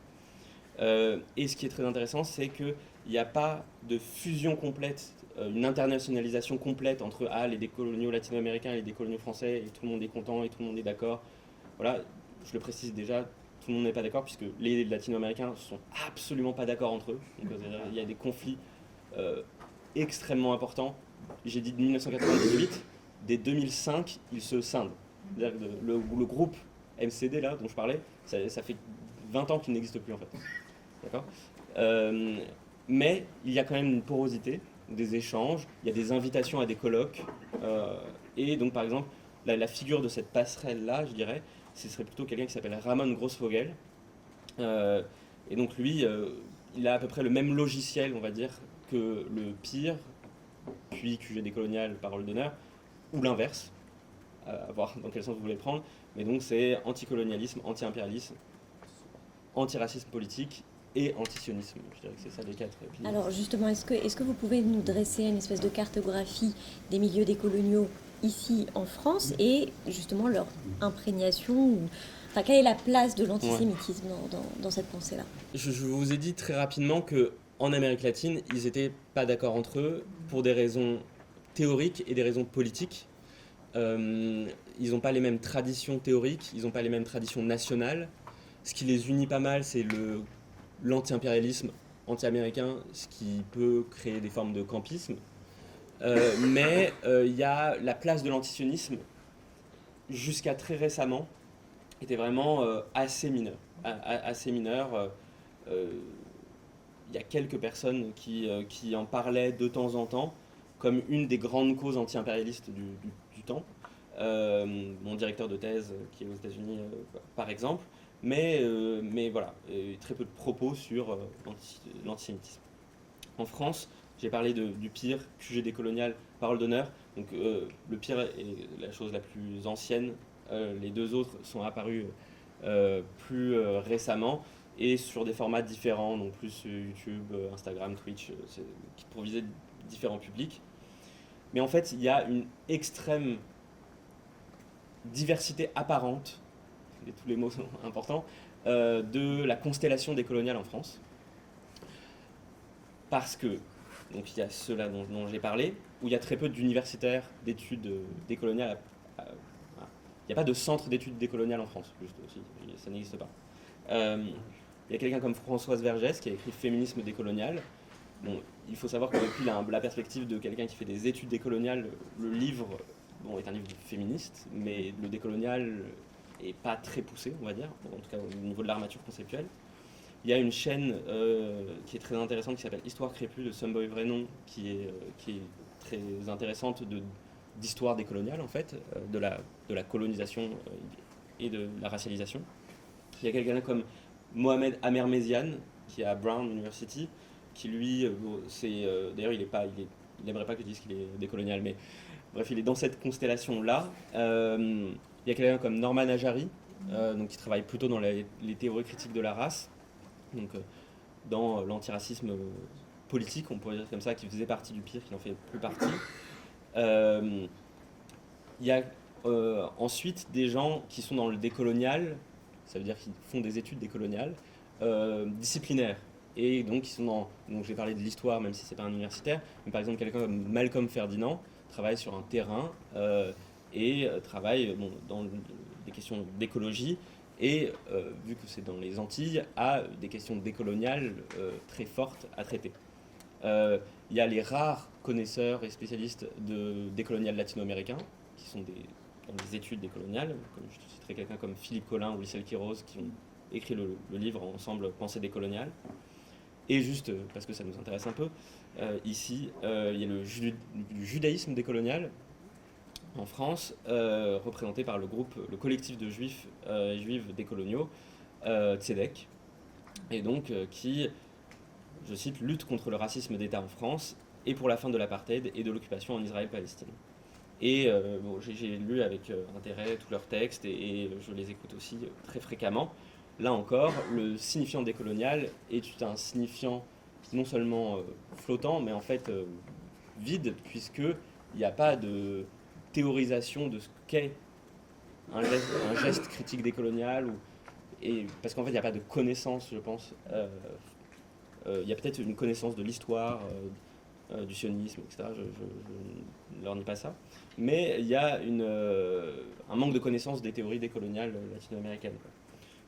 Tout ça pour dire que dans tout ce paysage, il y a des positions très, très, très, très variées. Et que où est l'antisionisme et où est l'antisémitisme? L'antisionisme, je dirais qu'il est à peu près partout dans des formes, comme dirait Denis, plus ou moins soft ou hard. Mais disons que la solution de l'État binational est souvent prescrite et pas recommandée. Il y a une critique de l'apartheid, du génocide en cours, enfin voilà, un ensemble de discours critiques. Il y a un ensemble de références communes, et là c'était aussi très intéressant pour moi, des références communes françaises, ou francophones pour la plupart, enfin, ou très reçues en France, israéliennes aussi, américaines, dans le décolonial latino-américain. Et quand le décolonial latino-américain essaye de penser l'antisionisme ou l'antisémitisme, c'est les références suivantes qui les intéressent. Donc Ilan Pappé, Enzo Traverso, Shlomo Sand, Norman Finkelstein, j'ai dû en oublier un ou deux, et aussi le livre très important pour eux, publié à la découverte, Antisémitisme, l'intolérable chantage, Israël-Palestine, une affaire française, point d'interrogation. Donc voilà, où il y avait Judith Butler, Balibar, etc. Et ce qui est très important pour les décoloniaux français, mais aussi latino-américains, c'est l'idée que la Palestine est une question de conséquence. C'est-à-dire qu'il faut être, au sens de, il faut être conséquent. C'est-à-dire qu'on a un certain nombre de principes qu'ils jugent être des principes politiques. On peut aussi dire que quand même c'est des principes moraux. Mais il faut être conséquent, systématique et à la fois radical. Et la radicalité des principes implique la radicalité des conséquences. Mais voilà, c'est une affaire de raison tout ça. Et il ne faut absolument pas de doute et il ne faut pas de morale. C'est quelque chose qu'on retrouve assez fréquemment. Bon, et une autre chose qu'on retrouve, c'est l'idée qu'il faut surtout parler d'instrumentalisation de l'antisémitisme parce qu'il y a le primat de l'antisionisme. Donc, en gros, puisque le sionisme, c'est une idéologie coloniale, en fait, c'est le sionisme qui est le principal producteur d'antisémitisme. Vous me suivez ? Avec le philosémitisme d'État, ça c'est en France. Et donc, en étant antisioniste, c'est une pierre deux coups. On libère la Palestine et on libère les Juifs. Voilà. Ce qu'on retrouve dans les textes, j'avance rapidement, je sais pas combien de temps il me reste. Ce qu'on trouve dans les textes, c'est en fait surtout des tropes antisémites. C'est-à-dire qu'il n'y a pas de discours antisémite à la Maurras ou à la... Bon bref, je vais éviter de faire tous les noms. Mais il y a des tropes. Donc il y a par exemple une association manichéenne et fantasmatique entre les juifs, et là on précise tout de suite les juifs ashkénazes, et le pouvoir. Il y a des sous-entendus complotistes, mais jamais... Enfin, parfois il y en a quand même pas que sous-entendus, je vais vous en parler. Il y a une hiérarchie entre les judéités. C'est-à-dire qu'en gros, il y a les bons juifs, les mauvais juifs, et les très mauvais juifs. Il y a donc une essentialisation et une assignation identitaire, plus une responsabilisation de crimes, voilà, avec une imputabilité assez indirecte. De nombreuses formes de négationnisme, avec voilà, des fake news parfois assez rocambolesques, y compris sur des faits assez bien établis de l'hitlérisme. Il y a une mise en concurrence des souffrances et des mémoires, et un déni, soit un déni explicite, soit en tout cas une relativisation ou une euphémisation telle de l'antisémitisme contemporain que ça en vient à être du déni. Voilà. Je vais essayer d'être très très rapide pour finir, mais je vous invite toutes et tous à aller voir sur internet. Il y a l'introduction à un livre. Le livre est payant, mais l'introduction ne l'est pas. C'est un livre de 2009. C'est pour vous dire que c'est pas si récent que ça. De 2009, qui s'appelle Historicizing Antisemitism. Okay, historiciser l'antisémitisme. Qui est, en fait, c'est les actes d'un colloque international qui s'appelait... Enfin, c'était le post-11 septembre. Bon, tout ça est en anglais, mais... en gros, les nouvelles configurations raciales en Europe et aux États-Unis, le cas de l'antisémitisme.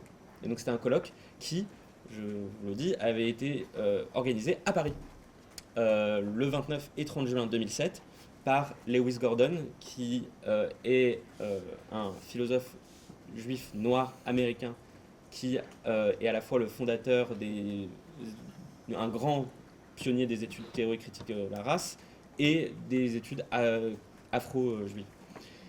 Et ils ont fait un colloque, d'abord sur l'islamophobie et cette année-là sur l'antisémitisme.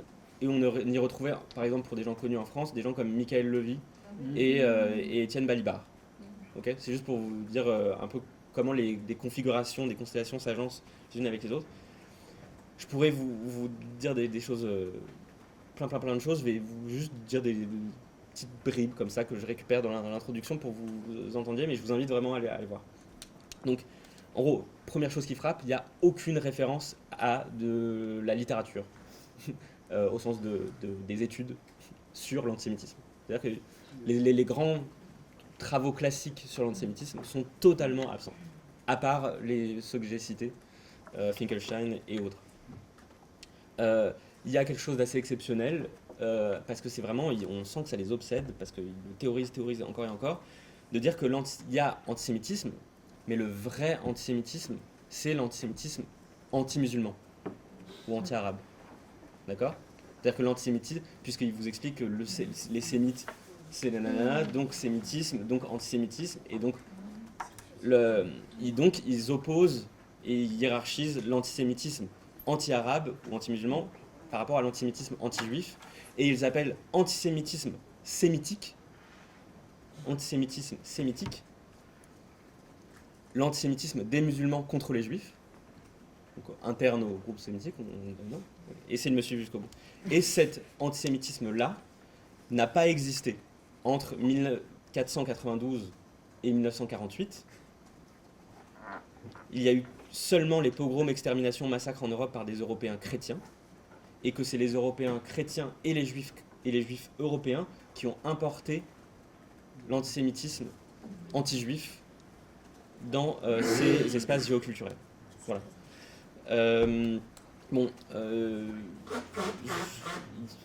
Bref, je pourrais dire beaucoup de choses. Vraiment une relecture assez folle de l'histoire du sionisme. En fait, on apprend que le congrès de Bâle, c'était aussi, en même temps, ça a signé le début du colonialisme européen. donc je ne sais pas comment, ni pourquoi, et que le but c'était de former en Ouganda une colonie européenne pour les Juifs, mais que ça n'a pas marché, et donc c'est devenu au Moyen-Orient, mais c'était une colonie européenne pour les Juifs, alors que c'était... Bref. Bon, voilà. Je dis des choses qui font écho à des choses qu'on a dites aujourd'hui, mais l'hitlérisme, en tant que continuation de l'idéologie raciste coloniale, est revenu hanter les Palestiniens, cette fois-ci aux mains de groupes de Juifs européens qui, ironiquement, donc, bon, je dis ironiquement, ce serait pas, mais qui ironiquement fuyaient l'Holocauste nazi. Parce que vous voyez bien le donc, juif nouveau nazi et tout ça. Je vous invite vraiment à lire, et surtout on y trouve toutes les polémiques sur les instrumentalisations de l'antisémitisme dès ce moment-là, avec voilà, l'accusation imaginaire d'antisémitisme qui est critiquée. Finalement, ce logiciel décolonial que vous maîtrisez, vous êtes spécialiste, est-ce qu'il permet de penser la question palestinienne? Ouais, je ne sais pas. En gros, j'ai essayé de vous dire qu'il y avait, c'est un peu facile de dire ça, mais autant de pensées décoloniales que de chercheurs ou de militants décoloniaux. Donc il y a des différentes variantes. Bon, il y a une variante qui ne permet pas forcément de penser la question palestinienne, mais bon, c'est une variante militante avec voilà, un ensemble de coordonnées idéologiques et de voilà, dont Sylvain a en partie parlé, Denis aussi, Julien aussi. C'est pas forcément la plus intéressante selon moi. Il y a une variante décoloniale, plusieurs variantes décoloniales qui pourraient être intéressantes. C'est selon moi les variantes décoloniales qui premièrement ne se sont pas coupées de leur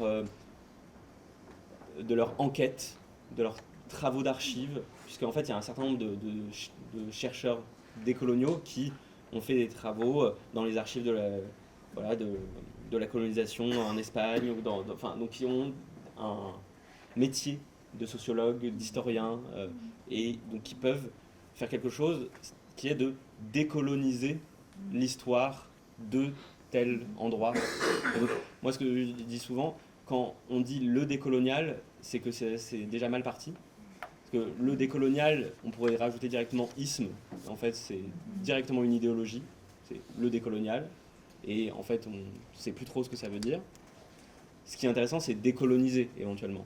Donc après, il faut savoir ce que ça veut dire décoloniser, mais ça veut dire comme geste critique de voilà, contre-discours, ou contre-histoire, ou histoire critique, faire voir certains présupposés.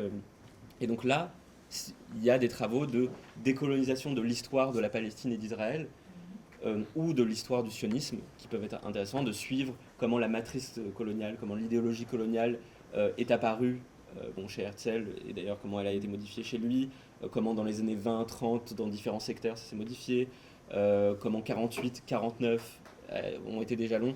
Donc ça revient à faire une histoire critique en insistant sur les enjeux de colonisation, à la fois au sens de politique, géopolitique, et aussi de colonisation au niveau des subjectivités, quelle subjectivité ça implique, quelles pratiques, voilà, des analyses micro qui pourraient être assez intéressantes. Et je tiens à parler de deux personnes très rapidement.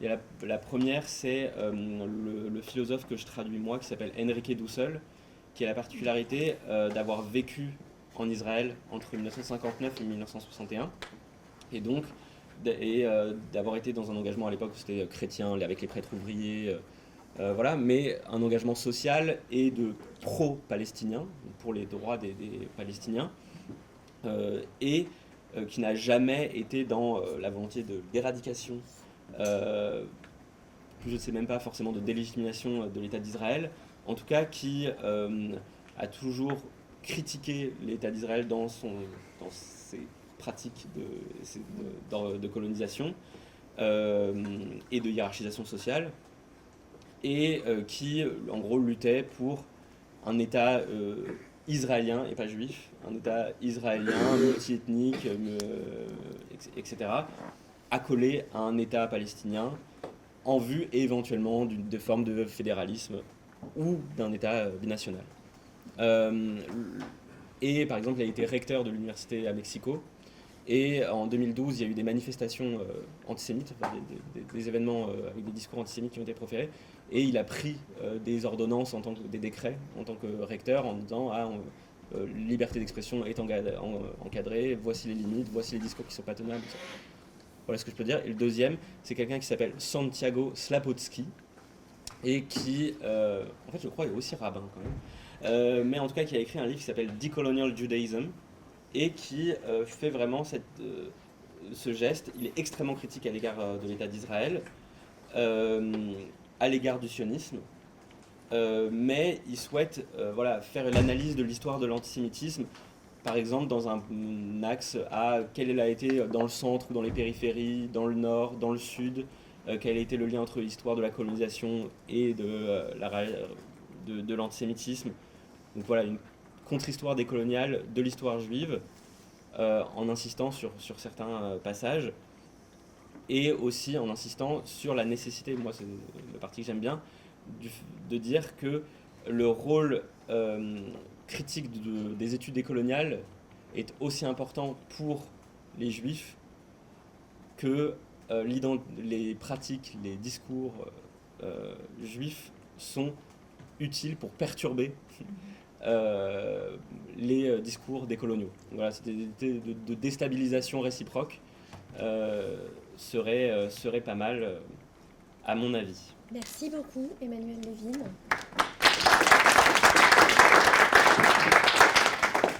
Une question pour toi, Emmanuel.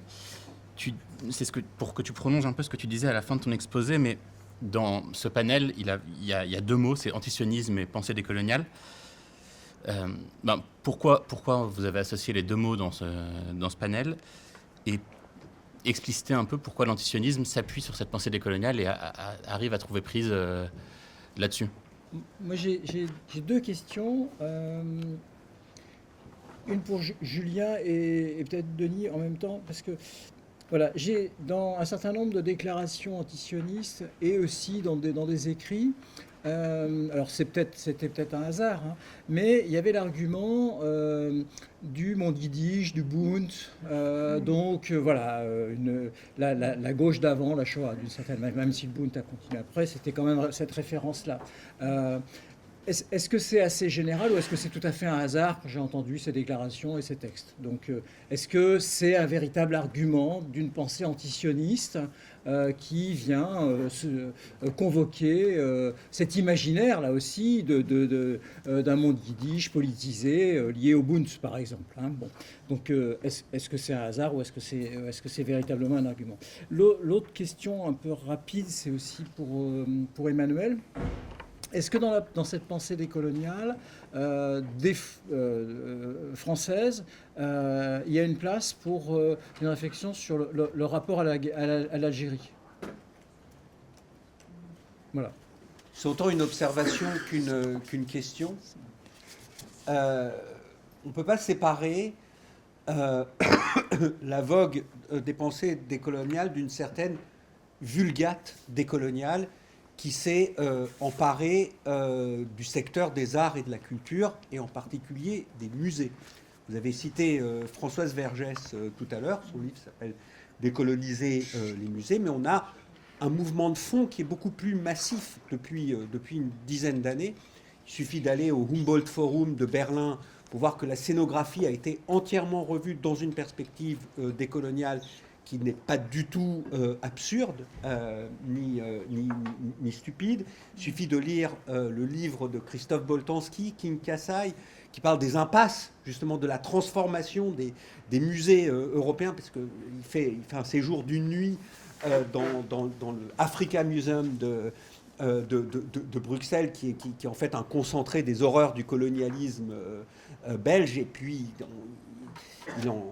il en ressort quelque chose d'extrêmement ambigu à la fin de son livre. Et en fait, aussi bien le milieu des musées que celui de l'art contemporain est très massivement perméable à une pensée décoloniale qui a plutôt dégénéré en vulgate. L'exemple de la Documenta de Cassel, il y a quelques années, il y a 3 ou 4 ans, en est une caricature. Et pour terminer, je voudrais juste vous lire ce que j'ai vu à la Biennale de Venise, pavillon espagnol, qui est un peu un condensé du confusionnisme ambiant sur ces questions. Le corps trans est à l'hétérosexualité normative ce que la Palestine est à l'Ouest, une colonie dont l'extension et la forme n'est perpétuée que par la violence.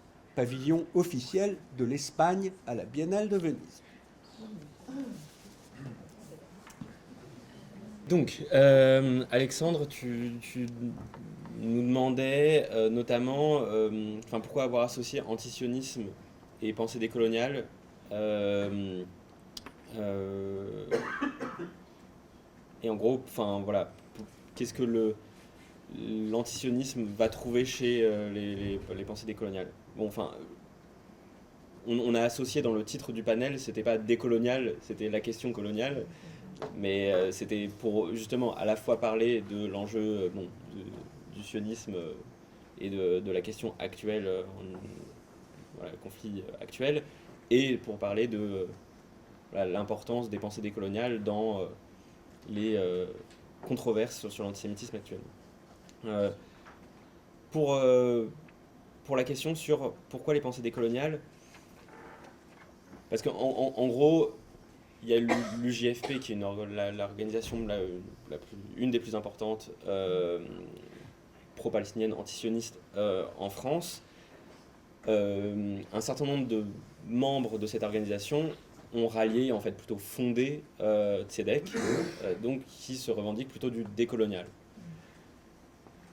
Et je me pose encore la question, moi j'aimerais beaucoup leur parler et pour leur demander, pourquoi en fait, en gros, ça veut dire quoi pour eux décolonial? Pourquoi est-ce qu'ils disent décolonial?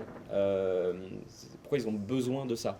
Donc bon, pour être très méchant, ça pourrait te dire ah ouais, c'est un truc de branding quoi. En gros, c'est aujourd'hui le truc qui fait bien, c'est de dire qu'on est décoloniaux et du coup c'est décolonial. Moi je pense pas, je pense qu'ils sont vraiment convaincus, qu'ils ont une théorie derrière. Donc moi, ils l'ont pas encore formulée, mais je pense qu'elle peut être intéressante.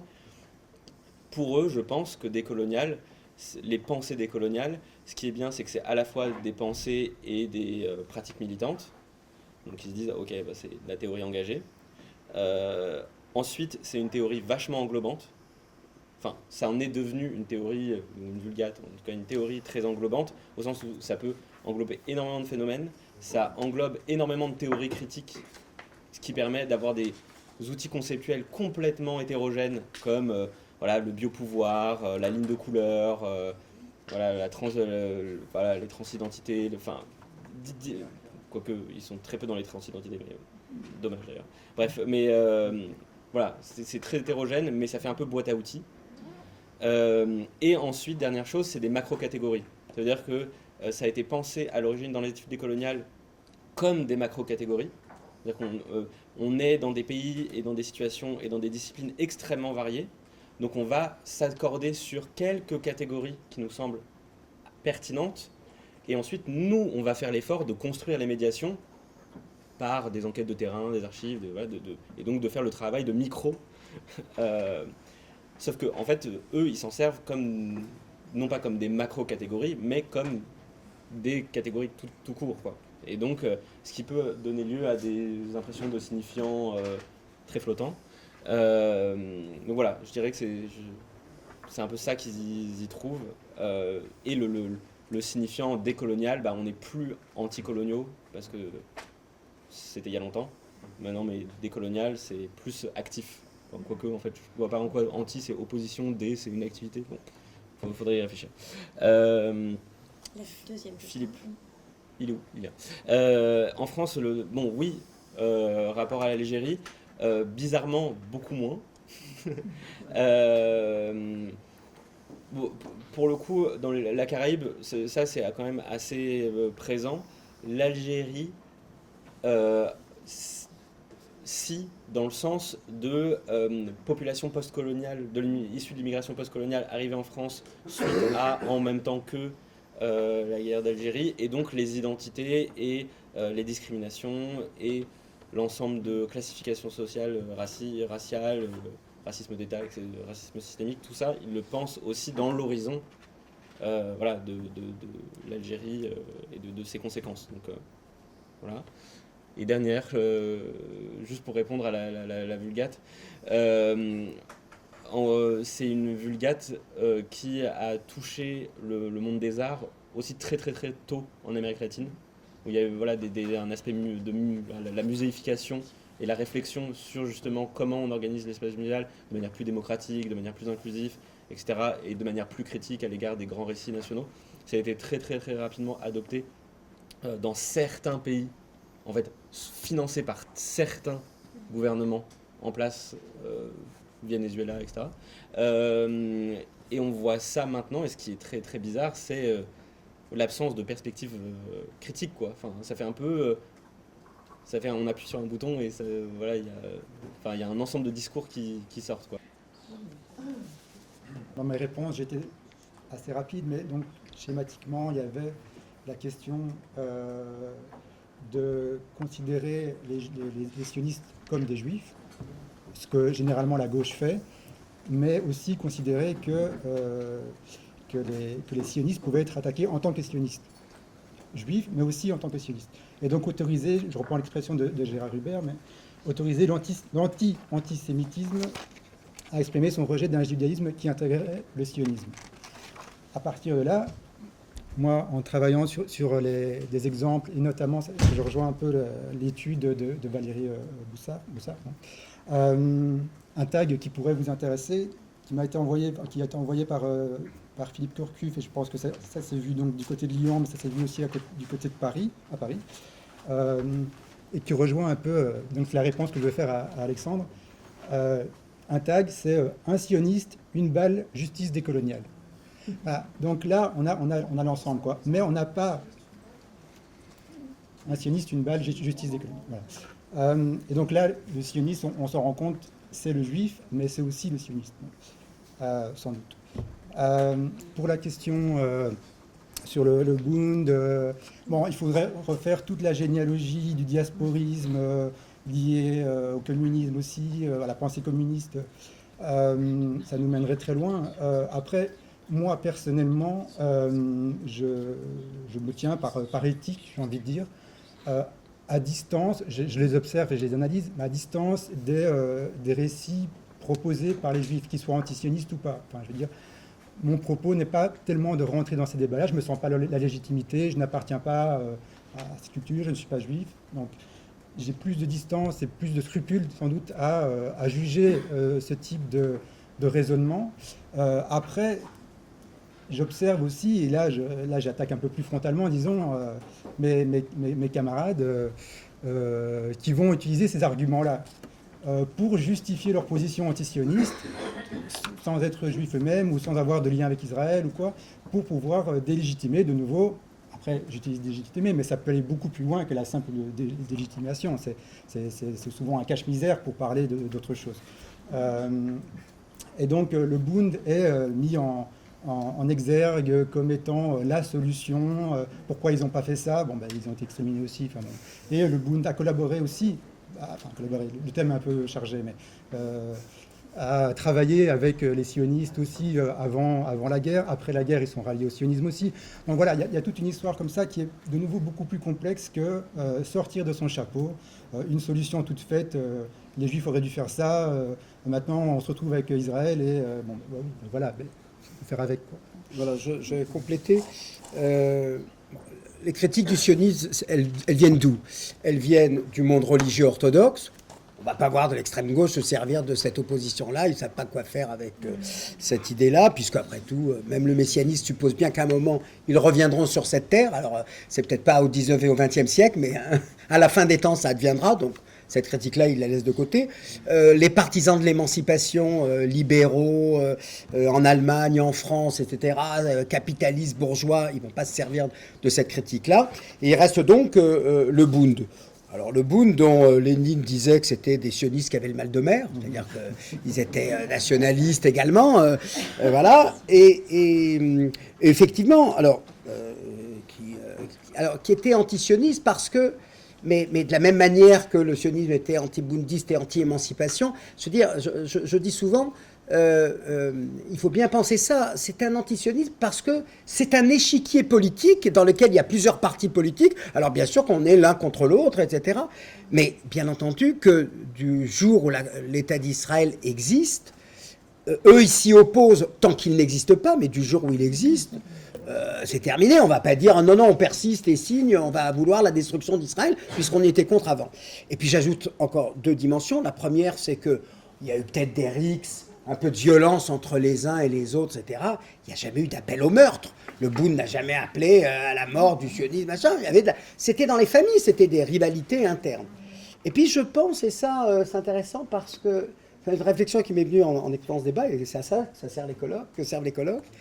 C'est-à-dire que je vois sans doute quelque chose qui peut paraître contradictoire, donc ça demande une meilleure élaboration, une fascination pour la violence, une balle des coloniales, et une fascination pour les victimes de la violence. Parce que je pense que ce rapport un peu imaginaire au Bund, c'est un peu comme Che Guevara, c'est-à-dire, voilà des expériences qui à un moment sont interrompues. Che Guevara parce qu'il est abattu par le Bund parce qu'il y a et le nazisme et les purges staliniennes. Et donc, voilà, c'est comme les grands acteurs, j'ai envie de dire... Gérard Philippe qui meurt à 37 ans, on ne l'aura pas vu vieillir, on l'aura pas vu... D'ailleurs, ils restent dans leur pureté, dans leur innocence. Non, mais je pense qu'il y a quelque chose, ça demande à être approfondi, mais quelque chose, ou Rimbaud, voilà. C'est-à-dire, on les voit, ces idées-là, finalement, ne sont jamais flétries. De quoi souffre le sionisme ? De son succès, c'est-à-dire, voilà, il vieillit mal, etc. De sa dimension coloniale qui existait, elle est de plus en plus significative, etc. Et je dirais donc qu'il y a, voilà, c'est ça qui m'intrigue en fait, c'est à la fois l'exaltation de la violence et en même temps, voilà, une sorte de pensée émue sans doute pour ceux qui ont été victimes de la pire des violences. Et à côté de ça, je pense finalement le mot qu'ils abordent, c'est le réalisme, c'est la vérité un peu monotone, un peu la routine, voilà. Et c'est ça finalement qui me paraît être un peu le point commun. Je rajoute aussi au propos de Sylvain, c'est-à-dire voilà quelque chose. Sartre appelait ça le groupe en fusion, voilà. Les révolutions et donc une sorte de nostalgie pour quelque chose qui n'a pas passé le test. Finalement, de la permanence, parce que des bundistes, il en est resté, mais aux États-Unis, mais ils sont tous embourgeoisés. Voilà. Et donc, c'est plus de l'imaginaire que quelque chose d'une critique sévère, réelle de ce que c'était. Et sans remettre en cause le fait que le Bund, effectivement, estimait que oui, il y a une nation juive, mais qu'elle n'a pas besoin de s'expatrier, etc. Et puis, dernière chose, c'est que, et je termine vraiment là-dessus, la critique, je dirais, on va dire de la spoliation palestinienne, les bundistes, ils connaissent absolument pas. Je veux dire, ça ne fait absolument pas partie de leur truc. C'est le socialisme en Union soviétique, etc., etc. Après, l'antisionisme devient un antisionisme, voilà, qui se pose la question du prix à payer.